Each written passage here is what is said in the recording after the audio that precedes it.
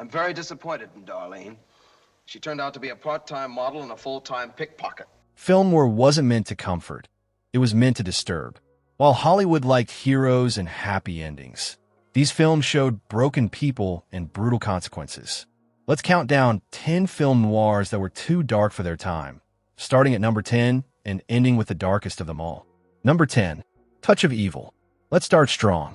Touch of Evil feels less like a classic noir and more like a warning about where cinema and morality were heading. Directed by Orson Welles, this film opens with one of the most famous tracking shots ever made, but don't let the technical brilliance fool you.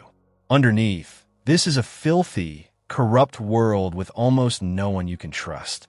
Welles plays a corrupt police captain who plants evidence, manipulates the law, and believes his version of justice justifies everything he does. For 1958, this kind of openly rotten authority figure was shocking. Law enforcement wasn't supposed to be portrayed this way, especially not as the villain. The movie is soaked in paranoia, racial tension, sexual menace, and moral collapse. Characters don't just make mistakes, they rot from the inside. Even the heroes feel compromised. At the time, studios interfered heavily, fearing audiences wouldn't accept something so bleak. Ironically, that fear proved how right the film was. Touch of Evil wasn't just dark. It was prophetic, showing the end of classic noir and the beginning of something far more cynical. Oh, you must be Castro's boss. I'm Castro, and I don't have any boss. Not even a wife, Mr. Castro? Number 9. Pickup on South Street. Moving backward in time, Pickup on South Street takes noir into cold, uncomfortable territory. This isn't a movie about glamorous crime or tragic romance. It's about survival, selfishness, and people who don't care who gets hurt, as long as they come out on top. The main character is a pickpocket who steals government secrets without even realizing it. And when he finds out, he doesn't care. That alone made audiences uneasy. During the height of Cold War paranoia, this film refused to wave the flag or preach patriotism. Instead, it focused on small, desperate people scraping by in a cruel system. Violence is sudden and harsh. Characters are slapped, beaten, and emotionally crushed without mercy. The women aren't idealized. They're damaged, exhausted, and often treated brutally. One scene involving an older female informant was considered especially disturbing for its time because of how casually cruel it was. Audiences didn't know how to react. Critics were divided. But today, the film feels brutally honest. Pickup on South Street showed a world where morality wasn't just gray, it barely existed. Number 8. Out of the Past. At first glance, Out of the Past looks like classic noir perfection. Private eyes, a seductive femme fatale, and a past that won't stay buried. But what made it too dark for its time wasn't the plot. It was the sense of total inevitability. Robert Mitchum plays a man trying to escape his past, knowing deep down that it's impossible. No matter what choice he makes, it leads him closer to destruction. That hopelessness hit audiences hard in the late 1940s, when movies were expected to offer some form of reassurance. Jane Greer's femme fatale isn't flashy or exaggerated. She's calm, cold, and terrifyingly logical. There's no dramatic villain speech, just manipulation that feels real. The film suggests that love itself can be a trap, and trust is a weakness.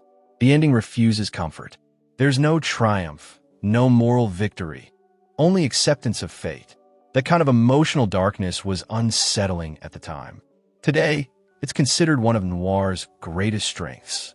But back then, Out of the Past felt like a film that stared straight into despair and didn't blink. Number 7. Night in the City. Night in the City is noir stripped down to its most miserable form. There's no glamour here, just desperation. Set in London's underworld, the film follows a small-time hustler trying to claw his way to success, failing at every turn. What made this film especially dark was how relentless it felt. The main character never catches a break. Every lie digs him deeper. Every plan backfires. There's no illusion that things might work out. The movie makes it clear from the beginning that this is a man running toward his own end. The violence feels grimy and personal. The wrestling world shown in the film isn't exciting or heroic. It's brutal, sweaty, and cruel. Relationships are transactional. Loyalty doesn't exist. Even love feels like another form of exploitation. Audiences at the time struggled with how mean-spirited the film felt. There's no redemption arc, no inspiring lesson, just exhaustion. But that's exactly why it stands out today. Night and the city was too honest about failure, and too cruel to pretend otherwise. Number 6. In a Lonely Place. This is one of the most psychologically disturbing noirs ever made. Not because of violence, but because of what it says about people. Humphrey Bogart plays against type here, portraying a volatile screenwriter with a terrifying temper. What made In a Lonely Place too dark was how close the danger felt. There's no monster, no criminal mastermind, just a man who might snap at any moment, and the woman who loves him, slowly realizing she may not be safe. The film explores emotional abuse long before Hollywood had language for it. Bogart's character is charming 1 minute and terrifying the next. The tension doesn't come from gunshots. It comes from silence, suspicion, and fear. For audiences in 1950, this was deeply uncomfortable. Romantic leads weren't supposed to feel threatening. Love stories weren't meant to end in emotional devastation. But this one does, quietly, painfully, and without apology. Instead of blaming society or fate, the film puts responsibility squarely on the character.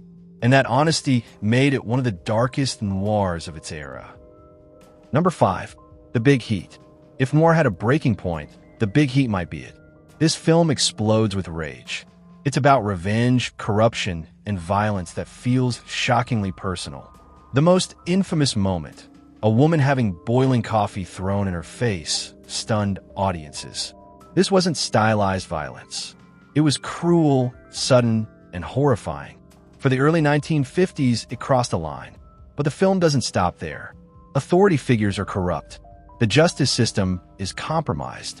And the hero isn't clean either. He's driven by anger just as much as morality. What made The Big Heat too dark was how openly it embraced brutality.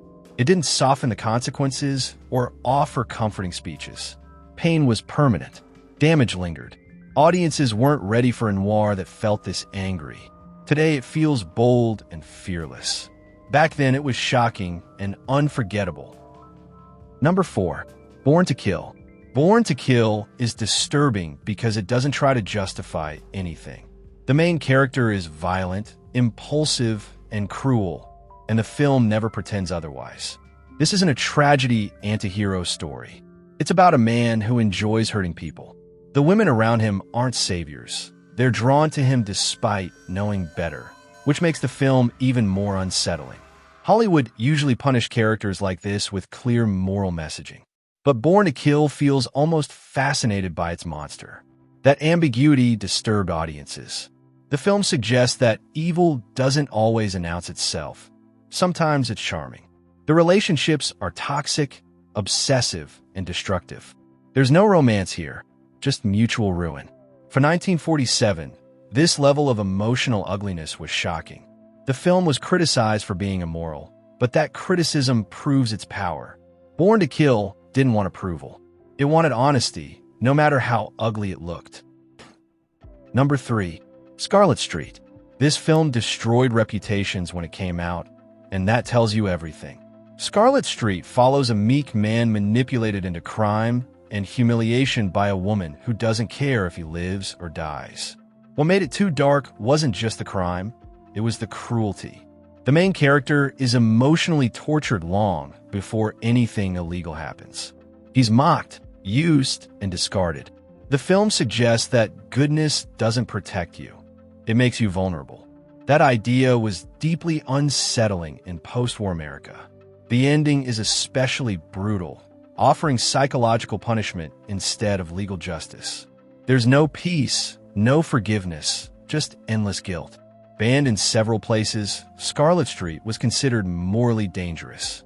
Today, it's recognized as one of noir's most honest portrayals of manipulation and despair. Number 2. Kiss Me Deadly. This film feels like a nightmare. Kiss Me Deadly takes noir into apocalyptic territory, filled with paranoia, sadism, and fear of annihilation. Violence is cruel and sexualized. Characters are tortured.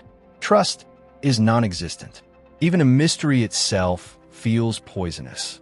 The glowing briefcase at the center of the plot suggests nuclear horror, something audiences could feel but barely understand at the time. The film doesn't explain everything, and that ambiguity makes it terrifying. The ending is chaotic and bleak, refusing resolution. This wasn't noir anymore. It was a scream. Audiences were disturbed, critics confused, and studios nervous. Today, it feels like a warning about the future, and that's why it still chills. Number 1. Detour.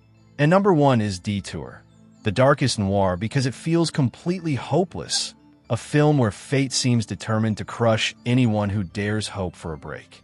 From the very first scene, the audience is thrown into a world where chance, bad luck, and human selfishness rule, and there's no safety net to catch anyone. There's no glamour, no moral clarity, and barely any logic. Life is messy, unpredictable, and brutally unfair. The main character doesn't just make mistakes. He's constantly battered by circumstances beyond his control, each decision dragging him deeper into danger. Every person he encounters, including the femme fatale, seems to operate with their own selfish agenda, leaving him trapped in a world that feels actively hostile. The tension isn't just about crime or violence. It's about the crushing inevitability of doom. For audiences in 1945, that kind of bleakness was almost unbearable. People want a resolution, hope, a sense that good could win.